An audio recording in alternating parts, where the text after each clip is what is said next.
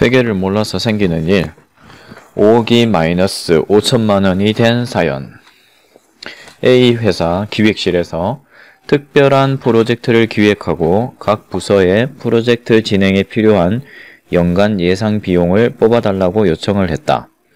B 부서에서는 지난 프로젝트 때 설치한 것과 동일한 종류의 설비가 추가로 필요한 것으로 예상하여 설비 총액 1억의 비용이 그에 발생한 것으로 기획실에 보고했다.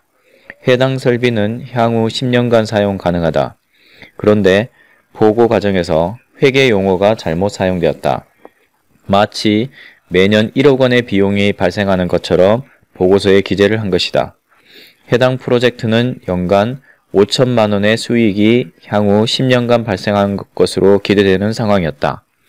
기획실에서는 B 부서의 보고에 따라 매년 1억 원의 비용이 발생한 경우 매년 손실이 5천만 원씩 연간 수익 5천만 원 빼기 연간 비용 1억 원 발생한 것이므로 프로젝트의 진행을 포기했다.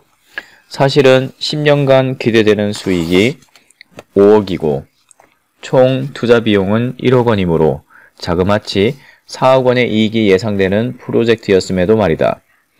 회계상 비용이라는 개념을 정확히 인지하지 못하여 발생한 안타까운 사례다. 알짜배기 D팀이 해체된 사연.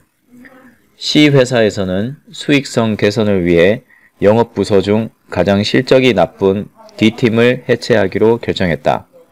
몇 안 되는 팀원들이 야근을 밥 먹듯 하며 열심히 일을 했으나 팀 매출은 영업부서 내에서 꼴찌를 달리는 팀이었다. 다른 팀들은 인력 보강이 필요하면 언제든지 새로운 팀원을 뽑고 회식도 좋은 곳에서 하는 등 승승장구할 때 직원 채용도 하지 못하고 이래저래 구박만 받다가 기어이 해체가 된 것이다. 그런데 이런 구조조정이 있은 후에도 회사의 상황은 크게 나아지지 않았고 당기 순이익은 오히려 더 낮아졌다.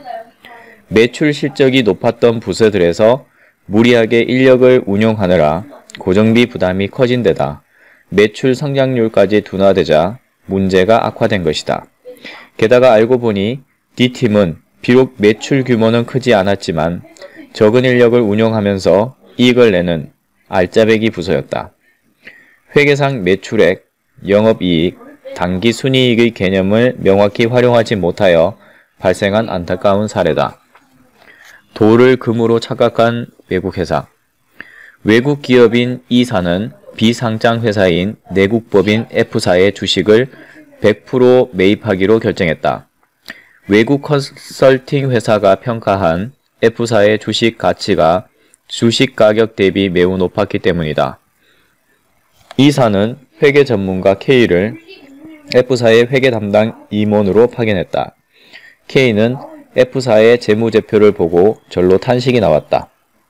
F사에서 임직원 퇴직 시 지급해야 하는 상당한 금액의 퇴직급여 충당 부채를 회사의 부채로 인식하지 않고 엉뚱하게 회계 처리를 해오고 있었기 때문이다.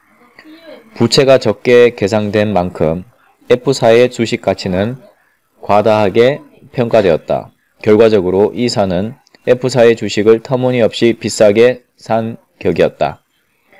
회계상 충당 부채의 개념을 고려하지 못해 발생한 안타까운 사례다. 억울하게 가산세를 납부한 회사. G사는 컨설팅 서비스 회사인데 매출을 인식할 때 현금주의에 따라 회계 처리를 하였다. 현금주의에 따라 3년에 걸쳐 이루어진 서비스 매출액을 대금 수령 시점인 현재 시점에 인식했던 것이다. 서비스 매출은 진행 기준으로 3년에 걸쳐 나누어 인식해야 하므로 결과적으로 G사는 과거 2년간의 매출은 과소하게, 올해 매출은 과다하게 인식한 셈이다. 그런데 세무서에서 이러한 회계 처리 오류를 적발하고 과거 2년간의 매출을 과소하게 신고했다는 이유로 회사에 가산세를 부과했다. 회계상 발생주의의 개념을 인지하지 못하여 발생한 안타까운 사례다.